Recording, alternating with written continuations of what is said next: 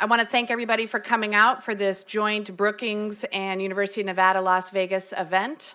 I'm Kim Churches, Managing Director here at Brookings, and today we all know that the United States faces a water crisis, from ongoing droughts in California to increasing strains on the Colorado River and threat of rising sea levels in my home state of Florida. We're facing them from coast to coast. And across the globe, the impact of climate change on water scarcity has fostered conflict and a great impact on the economy and human security issues. So this threat is urgent, as we all know. So today, we're pleased to have a range of policy experts who will be discussing these issues in the U.S. and around the world. And on behalf of Brookings, I'd particularly like to thank Dean Dan Hamilton, who's standing right here, of the William S. Boyd Law School at UNLV for co-hosting this important discussion, and a timely one at that. In addition to those of you who are here in person this morning, I want to welcome those viewers who are watching us via the webcast, and please feel free to join in the conversation by posting questions or comments on Twitter via #WaterProblem.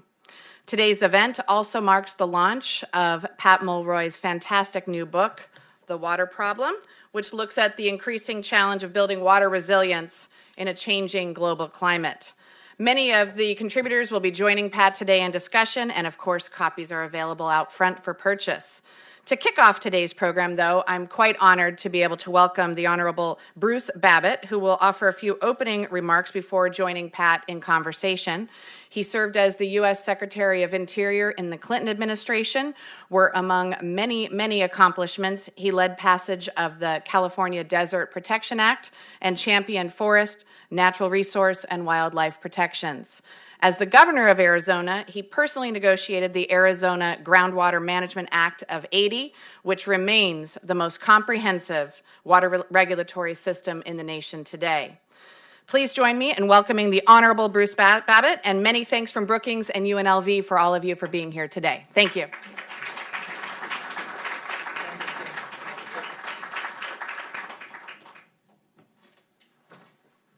Kim, thank you very much, and good morning. I want to, explain at the outset why I'm here, and the answer is simply Pat Mulroy.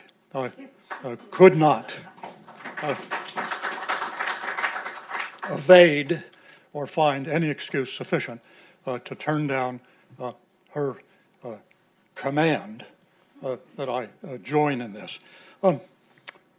You know, I must acknowledge at the outset that Pat Mulroy and I have been fighting and collaborating, initially mostly the former, across the Colorado River in Arizona and Nevada for a long time. It seems like almost since the Lincoln administration we have been at it. We started way back then in the classic American water culture as adversaries, staring each other down across the Colorado River, which divided the basin state, and gradually across the generations, we began to awaken to the possibilities of collaboration. It didn't come easy at first, but it gradually expanded to the point that I now view Pat as a great collaborator, and we are engaged now in some seemingly quixotic ventures like trying to bring peace to the water wars in California and other things like that. I read this book actually a couple of times, including last night, and what strikes me about the importance of this effort is that it's not just a long description of what ought to be, but it's digging deeply into specific examples, specific case studies. And the reason that's so important is because we have evolved over the last several hundred years in this country water management systems which have been built from the ground up out of local experience. And if you look at water management writ large in this country, you've got to conclude it's chaotic. It is an incomprehensible jungle and jumble of federal, state, and local initiatives, which are often a very imperfect fit. But that's our history. And reform, I think, has to be an inductive process. It cannot be a logical kind of deductive system. We've really got to start at a very granular level and build up. That, to me, is the importance of this book. Now, I'll try not to talk too long. I'm tempted to use the hour up talking so that I don't have to get into another fight with Pat Mulroy in front of you. But that'll be fun. So let me just talk about a couple of things. One thing that I think more than anything else, in addition to the issues of climate change, that is not being adequately addressed in water management in the United States is groundwater. Groundwater just is not on the agenda in the eyes of most Americans and particularly politicians. Groundwater is kind of out of sight and out of mind. It just isn't a topic of discussion. You don't go fishing in groundwater. You don't go swimming in it. You don't sit by a body of groundwater and watch a beautiful sunset. And it's always just kind of been taken for granted. It's out there.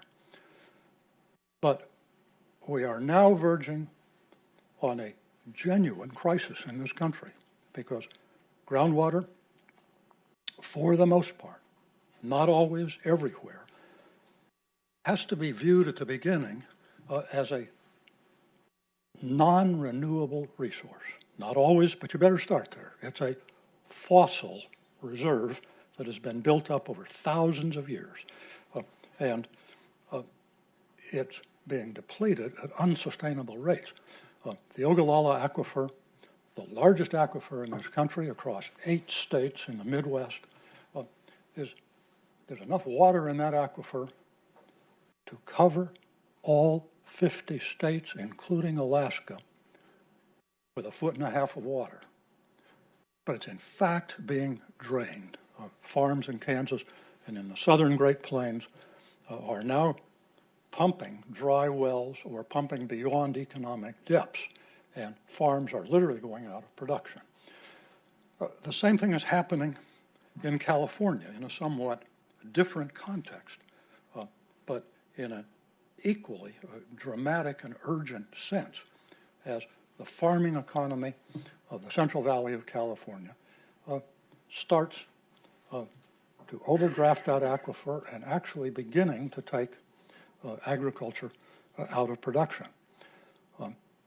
Agriculture in California uses 70% of the state's water resource. California, writ large, the water balance in California, 40% of the water use in that state is groundwater, which is being drafted at an unsustainable rate. Now, the question that I will leave you with before we turn to a conversation is, what can we do to bring this groundwater crisis into focus? And what are the respective roles of local, state, and national governments? I think of the way surface water has evolved in a management context in this country. It is an amalgam of local, state, and national laws and frameworks. It's chaotic. I am now chairing a statewide negotiation in California over the future of the water systems of the San Joaquin Valley in the south, Sacramento River in the north, all coming together in the California Delta. It's a maddening process because there are 6 or 8 federal agencies at the table, probably more, probably 8 or 10 state agencies involved in the management of that water resource, which is the largest and most comprehensive hydrographic system in California. But that's what we've got. And for better or for worse, it has served us well, even as we talk about ways in which to reform it. Groundwater in comparison, the framework is not there. It is so locally perceived and so much tied to the perception of local rights, of property rights, that the framework for management is simply missing. So where do we go?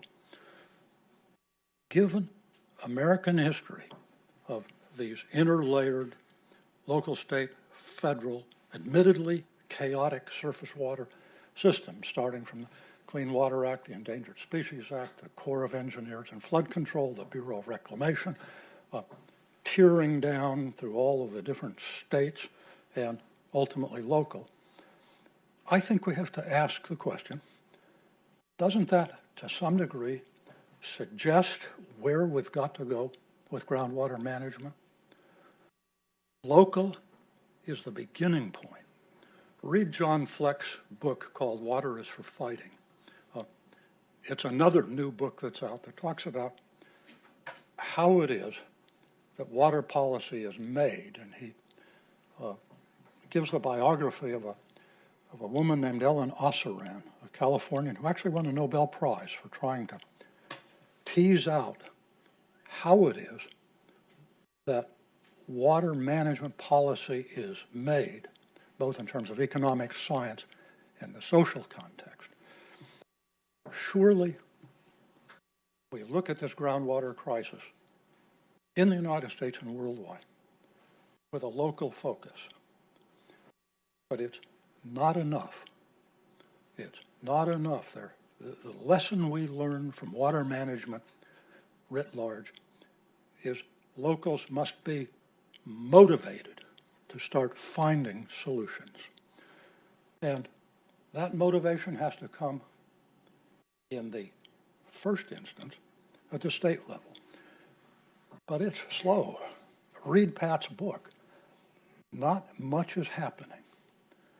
California, for the first time, believe it or not, 3 years ago, passed a groundwater management act called the Sustainable Groundwater Management Act, SGMA. But as we celebrate the fact that California has finally awakened to groundwater management, we have to look at the law. What does it say? It says, well, the locals need to get organized. And then they have 20 years to come up with a plan. 20 years.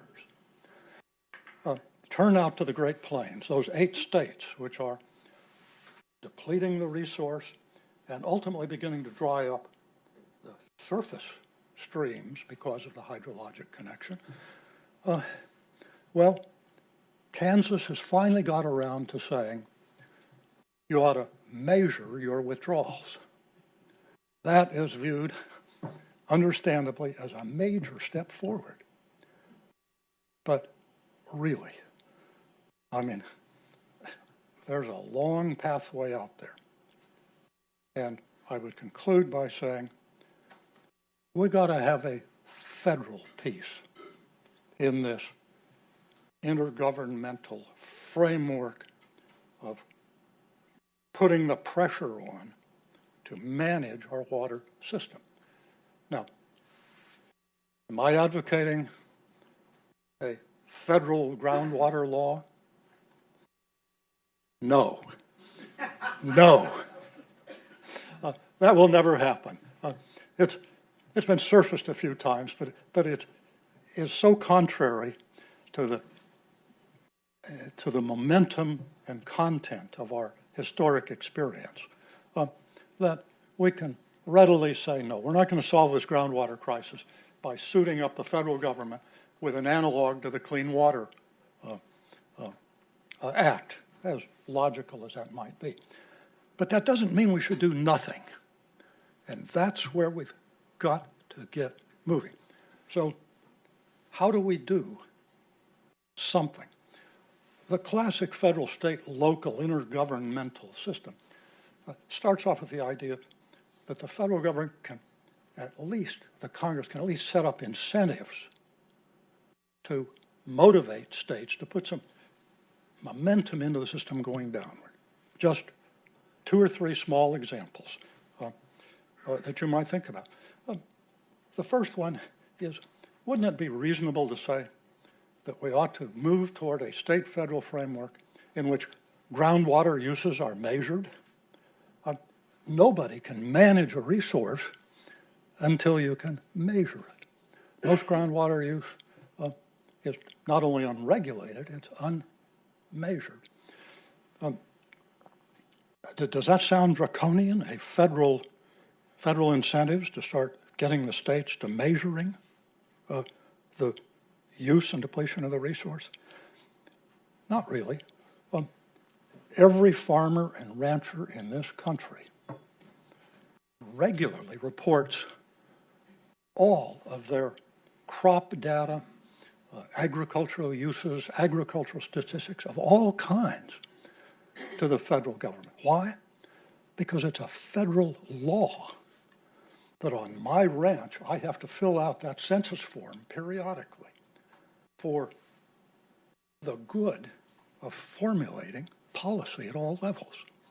It's a great place to start because the Department of Agriculture has got great relations across this country with agriculture and farmers. So that's an entry point that we ought to move on. The second and last one I will give you is surely the Congress and all of us as we move toward this ought to ask a question. How about some attention to planning? Because this resource is being depleted, and we're going to have to start talking about managed decline and the economics of that and the implications for surface water. That's kind of a conjunctive use issue. How do we begin to interface the way we use water, both surface and groundwater? Well, that begs for getting 3 federal agencies involved in groundwater. The United States Geological Survey to compile statistics just like it does for surface water in the National Water Registry. The Bureau of Reclamation, which administers so much surface water, ought to be powered up to begin discussing with states conjunctive use. How do we preserve and manage the decline of these aquifers in a carefully calibrated way between surface water, which has this huge federal connection, and groundwater, which has none, to bring them together. Okay, I've run out 25 minutes of my hour, so with that, I will yield to your author, compiler, and in my judgment, really perhaps the most knowledgeable of all of our water folks. Not to say, I would never say the most aggressive, but I've had that thought. Pat? Come have a seat here.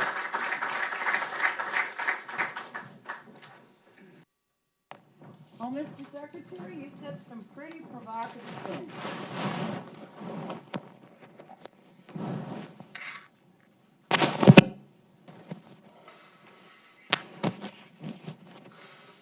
Can't talk unmiked. Okay, got it. For you to suggest a federal role in managing groundwater in the western United States is heresy, and you know it as a former western governor. So in this data collection, where do you see the benefits? I mean, I can see where lots of states would see the threats. Share with me where the benefits are. Okay, well, let's start with Florida. How's that? That's a great place to start. Florida has a really difficult groundwater problem. Lots of water, but as those aquifers are pumped down, the seawater is coming in, and there's actually a saltwater line inland, as you'll see from reading, which has to be stabilized. And who does that? Who puts the money up? The answer is the federal government and the state of Florida. And until we know how much water is being withdrawn, it's very hard to get out there and do the planning and zoning and to say to municipal groups, locate your well field here or there. Florida's got relatively good data, but not enough. Not enough. California and the Great Plains, as agriculture goes out of production, surely we should have a managed plan for helping those farmers out and using data to project what's going to happen. Well, Should it be a federal mandate? I guess I would back up and say we ought to encourage the states to put together plans and use some of those economic incentives like crop insurance, price supports, drought insurance, all of that, to say to the states and the farmers, we need the data. You need the data. And how about all this federal money that's coming your way? I haven't sold her. She's a states' rights type, I'll tell you. actually not entirely. Not when it comes to money. No. Well, of course not. No, I mean, you and I both come from states that very actively, conjunctively manage our groundwater. Right. The state of Nevada was paying the state of Arizona to recharge their unused Colorado River water in the groundwater basin. We stabilized, Southern Nevada tried to totally collapse its groundwater basin until the mid-'80s when we started recharging. And one of the biggest challenges we've had in the Colorado system, as you well know, are illegal diverters, which are no more than wells right along the Colorado River, correct? I don't disagree. It's just going to be a challenge. And so a pathway forward that is, I would probably say, more carrot than stick, might be exactly the answer. But I look at the California law that was just passed and I scratch my head. 20 years seems like an inordinately long time to get your arms around this challenge. It is. It's the best compromise a legislature could find in an ongoing struggle between agriculture and other water managers. But don't you see, you're making my case for a little federal pressure on California to do better. Because the reason the groundwater deal got worked out between Nevada and Arizona was Nevada had a brilliant water director. Who was being cattle flogged. And there was some federal pressure, if you will remember, saying, do something. That was you. Well, there was lots of federal pressure. Listen, I am the first person to say that where we are today in the Colorado system, in a world where we can actually talk to one another with the successes that we've enjoyed in the Colorado River Delta down in Mexico, would never, ever, ever have been possible had you not taken out your cattle prod in the 90s and taken this disparate group of cats and forced them around the table. Had we not both been there at the same time. We do make great fighters, Yeah. yes. I will definitely admit to that. But let's go. Governor Brown has asked you to help to find now a solution for and bring the parties together on the Bay Delta. And I can't think of anybody who understands the complexities around probably the most quixotic water problem in the United States better than you do, and has more experience to be able to bring it together. So where are we in this process? I was hoping this would be over before you asked that question. In a nutshell, almost all of California's surface water resource converges down into San Francisco Bay, the region known as the Bay Delta. There has been an ongoing struggle for half a century between Southern California interests who would like to put a straw in and move it down through these magnificent aqueducts, state and federal, which traverse the entire state all the way from the San Francisco Bay to the Mexican border, gathering water that's originating all the way up to the Oregon border. Problem is California has a fabulous salmon fishery, which supports a huge ocean-going salmon industry. And the question is, how do you divide the water, allocating the right amounts between outflow to the ocean for the protection of the species and all of this extraordinary agricultural economy to the south. Now, there are a lot of issues that are under play right now. I would add only one thing, and I know you will rise to this bait. The discussion so far has, in some large measure, been driven by the Endangered Species Act, by federal regulators doing almost really micromanagement of the export pumps to protect not only the salmon but the famous Delta smelt. And the underlying question is, how much political problem can you stack on the back of the Endangered Species Act with federal regulators writing these prescriptive opinions, running the entire system for one or two listed endangered species? And that, I think, is a question that needs a lot of discussion, because ultimately, at the bottom, it's a political problem. It's a political problem. How do you allocate water when the demand outstrips the supply? No.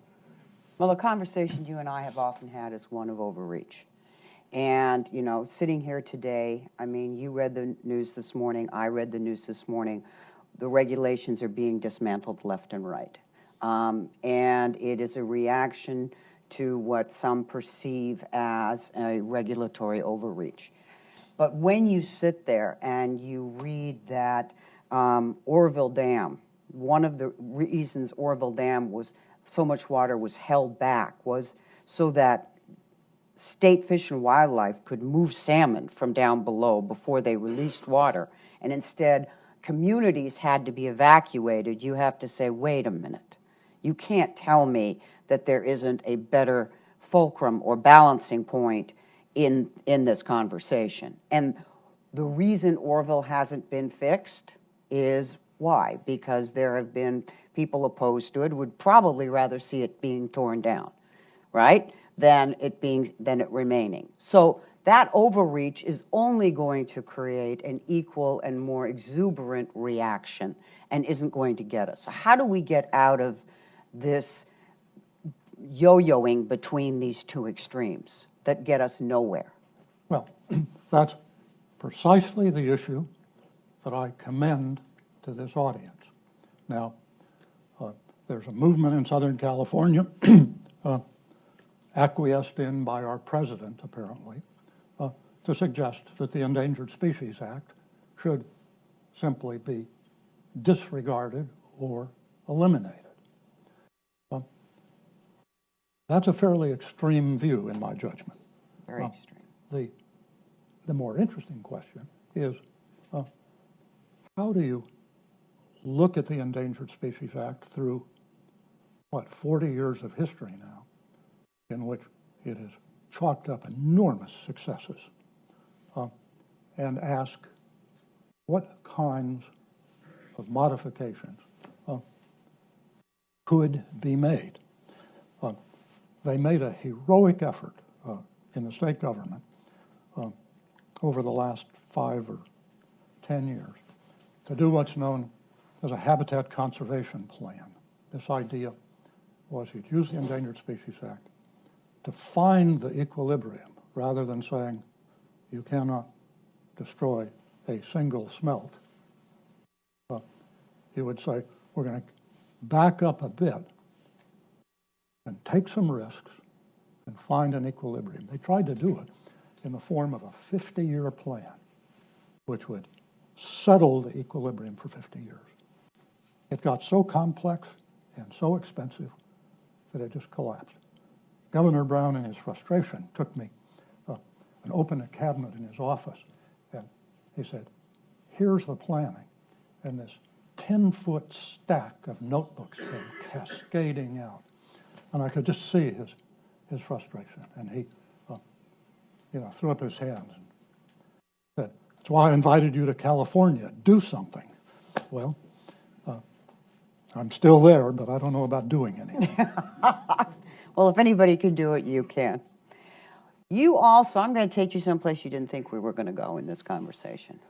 You've also been very, very active internationally in the Climate Forum and on international water issues, and casting your eye around the various hotspots around the world.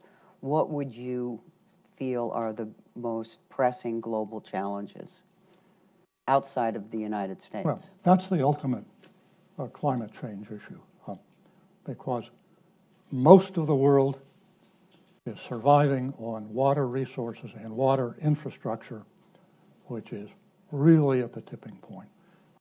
And most populations of much of this world are right on the edge. Climate change, dramatic effect. It's going to start in the tropics. It's really ironic that the tropics, thought of as the wet places, are the places where droughts and impact on surface water resources are going to be most dramatic. Africa is front and center on that. And there are many, many other examples. There are groundwater resources, but not everywhere. A lot of Africa is in a tectonic framework that doesn't have a lot of storage space for groundwater. And you see those issues everywhere we go. We see it in the Great Plains, interestingly enough. I didn't mention that, but it's got a climate problem. It looks like across the corn belt of the United States that as much as you can predict, and it's beginning to get a little more clear, there will be more precipitation in the northern Great Plains, counterbalanced by a lot less in the southern Great Plains. That, to me, suggests the need for a federal discussion to try to bring some of this together. And that area of the Great Plains that is going drier, what would you suggest some of the solutions might be? Time's up. Well, let me throw this out there, and this will send you through the roof. But if we, for 100 years in the West, I mean, the West wouldn't exist the way it is today if we didn't move water around, correct? Right. And we have moved water from west to east for 100 years, right? We move it across the continental divide, we move it across desert basins, we move it everywhere, correct? Why would you not say, if portions are getting wetter and portions are going drier, reverse that? I thought I heard you once propose that the solution for Kansas was a was a water project reaching all the way to the Mississippi River. And recharge the Ogallala. Well, you don't lack in large visions, I must say. No. Well, my own view is a little more modest. I think in some of these areas where the expense and the disruption like this compared to the economic results, we're going to have to talk about planned depletion.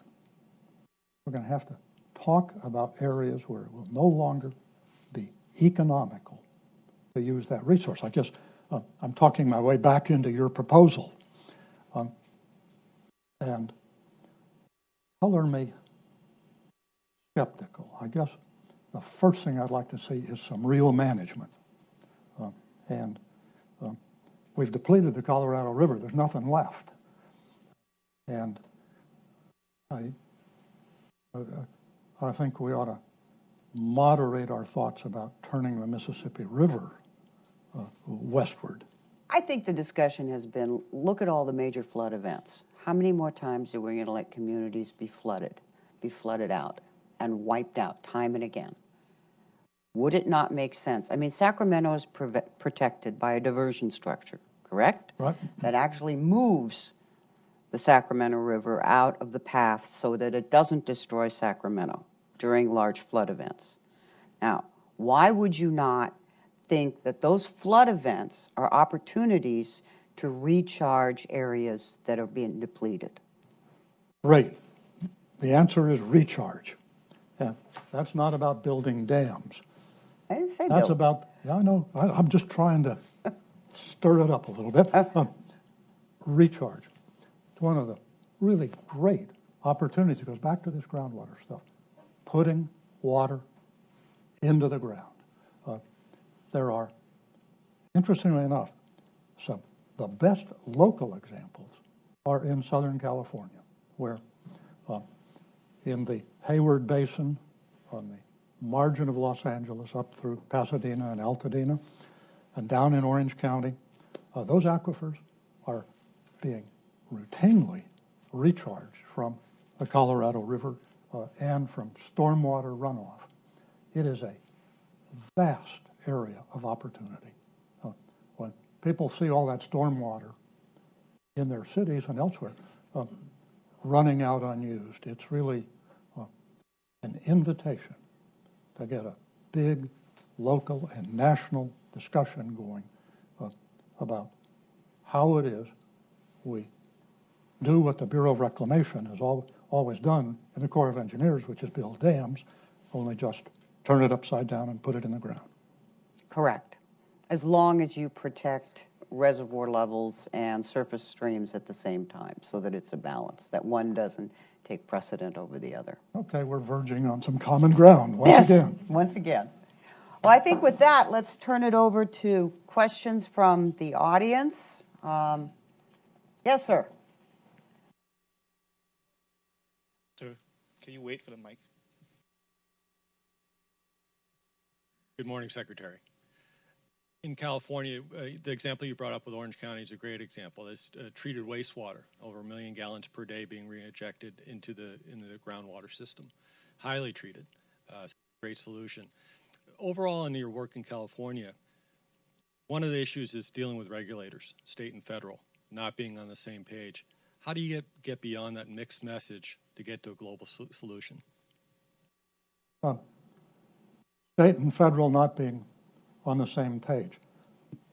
That, to me, takes us straight into the matrix of this book. How do you rationalize these conflicts? The big one in California, and I think it's a wonderful thought piece, is the first of these longitudinal water projects called the Central Valley Project, which brought the water all the way down to the outskirts of Los Angeles starting in the 1930s, is a federal project.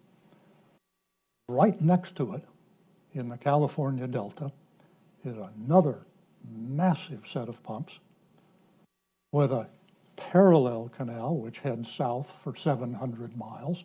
It goes a little further. It goes over the mountain into Los Angeles.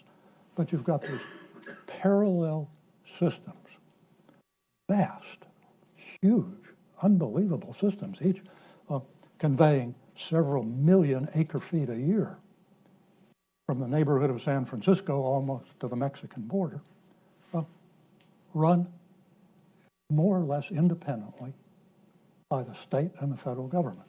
I think that's, now, the typical proposal has been, the state comes to Washington and says, give us the federal project. The federal people sort of sotto voce say, no, federalize the whole thing. The state should give us their project. I think there's room for what I would call kind of merger talks. But that's just one example. Yes, sir.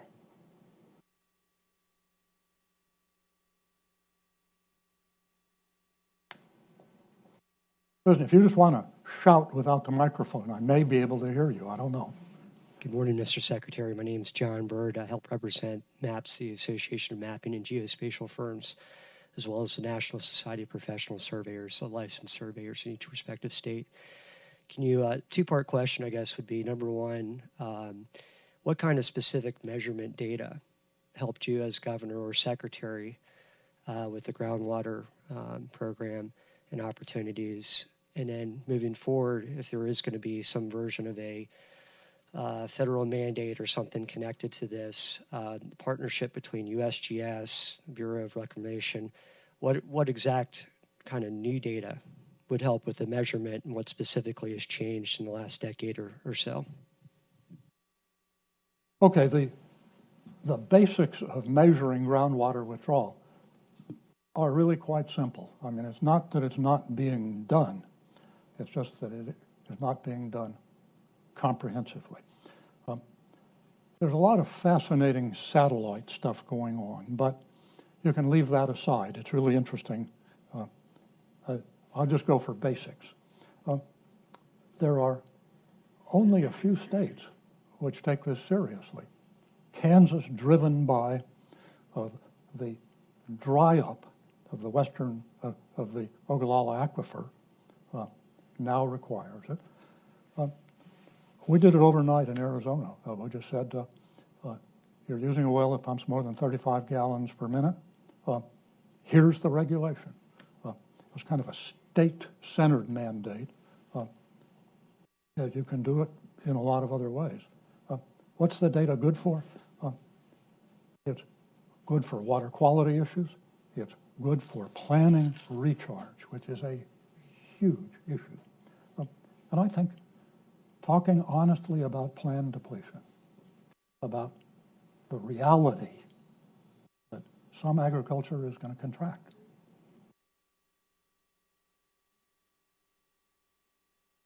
Yes, sir.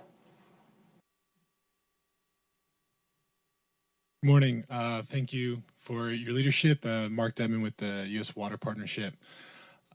I found this conversation to be really interesting, especially the mix between federal, local, and state actors. And as we are thinking about, I mean, just then the impact that climate change is going to really intensify a lot of these different challenges, where do you see, and getting back to the point that you made with Eleanor Ostrom and her the kind of governance aspect of this, where do you see the role of, or what champions are emerging at those different levels to help facilitate these interactions between federal, state, and local? I'm thinking the conversation previously was going from what are the incentives from the federal down to the state to motivate, which I think is spot on. But also, is there another way to go from state and local to the federal, especially as we're seeing right now with proposed budgets and the taking away funding from the Great Lakes region and some of our natural resources? Well, with respect to the federal level, I don't think you need, as I stated, analogs of the Clean Water Act. what local communities need, as I think it's laid out clearly, very clearly in some of these chapters, particularly San Diego and Florida, is if you get a plan together, there should always be a careful assessment of what you can get at the federal level.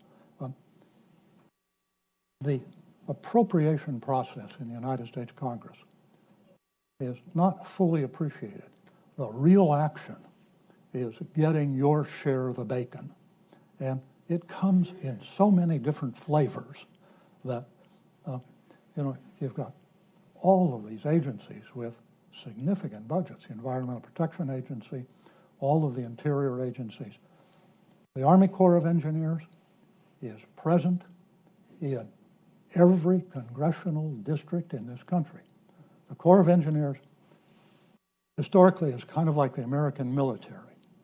The military, to guarantee American support, has a base, multiple bases in every state in this union.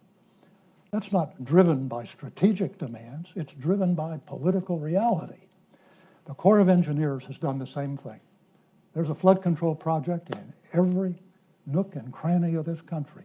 And my first stop when I got a water project, I don't care what it looks like. My first stop is the local officer in the Corps of Engineers. He'll have money and he'll be happy to help lobby it in the Congress. And that's an oversimplified way, but you've got to look across lines and into the interstices and not worry quite so much about the comprehensive law as how do we use this intergovernmental system to our advantage. And there's just to do as a postscript, beyond even the financial. I mean, if there is a avenue of communication between delegations, particularly on the Senate side, and the states, it is amazing how much progress the 7 states in the Colorado River Basin have been able to make, because there's a seamless communication with their senators to where mischief can be avoided. It can help guide. We don't ask them to take an active role, but we ask them to kind of provide the sideboards and the protection and the safe zone for the conversations to happen. And a lot of things happened over the course of 20 years that would not have happened had there not been that cooperation between the delegations that represent the states and those that were charged with having to move forward. I have one piece of specific advice. When I wanted to see the majority leader of the United States Congress, Harry Reid, a busy man who doesn't have time for most of us, I would call Pat Mulroy, and we'd have an appointment with Harry Reid, the majority leader, the next week. All right. Well, there's a lot of things in the basin. I mean, I'm just going to do a shout out for him. I mean, he's not there anymore, so I guess it's safe zone right now, right? But listen, let's be very, very honest. The All-American Canal would never have been lined were it not for Harry Reid. There are any number, probably the agreement with Mexico would have had a much bumpier ride staying as a minute rather than as an amendment to the treaty had it not been for Senator Reid. So those kind of engagements and finding members of Congress that are willing to put in the due diligence and the time to learn this really complex issue, there are a few really good ones. And when they emerge, you absolutely partner with them and let them help you along the way. Yes, sir.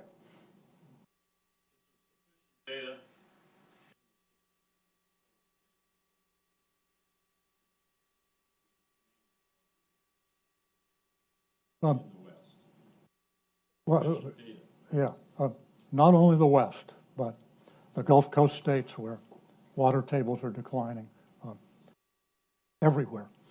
The surface water data is getting better, and the reason is that the USGS some time back actively got into a stream measuring framework that engages all of the states. And the stream flow data is really quite good now. Always be better, and it will have to get better with climate change, but it's really very good. Once you get below ground, not there.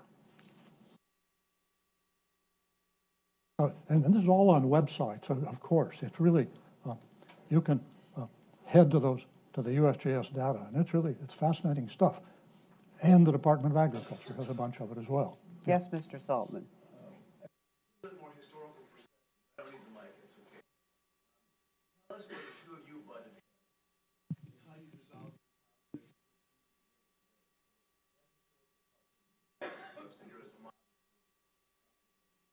You want your version or mine? Well, here's my version in a nutshell. I was out of office in Arizona, a lawyer, looking for business. And a bunch of rural farmers from Nevada came to me. And I thought, wow, I've never been in Nevada. So I went, sat down with these farmers in central Nevada. We put together a little organization because Pat was talking about building a pipeline into central Nevada. And the farmers were all against it. And I organized all these farmers in straw hats, really great guys, and took them to Las Vegas and called a press conference and attacked Pat and her plans. That was not a good start. Not a good start. My second version of this is things really warmed up when I became Secretary of the Interior, because she shows up with some of the most innovative ideas that I had ever imagined. She walked in the door and said, we're going to store Nevada's water in Arizona. And she had this kind of banking theory, and I'm kind of just looking at the ceiling saying, I've never heard anything like that before. Obviously, it had to have federal approval. It got done, and it just took off from there in terms of all of the issues that we dealt with. I mean, for 8 long years, Secretary Babbitt was at the reins of Interior, and you know, since you've left, it is not often we see the Secretary at Colorado River water users. But you came every single time and beat heads together, and it was one of those magical moments in history when the right people were in the right place. I mean, Jim Lockhead and I lived in California during some periods more than we lived in our own home states. So there were any number of us who go back. But in conclusion, since we're running out of time, and I'm getting the 1-minute sign, you definitely have a special place in the history of the United States. Thank you, Mr. Secretary. Thank you, Pat. Good.